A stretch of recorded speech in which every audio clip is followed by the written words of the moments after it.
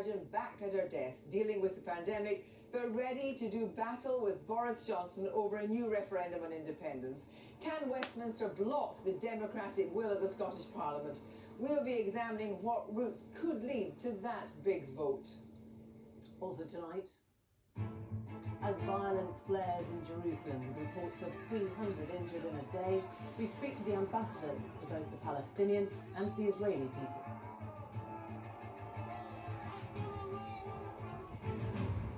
Hello, good evening. The Queen's speech is traditionally the start of new beginnings, a brand new legislative agenda, a fresh parliamentary year, and there's much to please the government from the latest election results.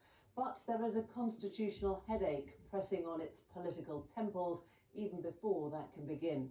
What happens now in Scotland? Nicola Sturgeon was one seat short of a majority, the mandate that triggered the referendum last time around.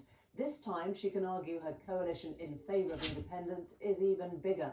Can a government in England really stop her in her tracks? Tonight we have the latest on the legal position with Kirsty Ann Lewis in Scotland. But first we go to Nick Watt, who's been picking up the latest on what we should expect in the Queen's speech itself. Nick, where do you think the focus will be? Well, there'll all be that pomp and ceremony tomorrow, Emily. Obviously rather toned down because of COVID. And yet, as you say, the future of the UK, yes, it's decided in Westminster, but it is also decided in the new power centres across the UK. So in the Queen's speech tomorrow, the Prime Minister really sees this as a chance after a year focused on COVID and the pandemic response for him really to reach out and deliver for the Red Wall coalition that was at the heart of his general election success. So there's going to be a big focus on skills.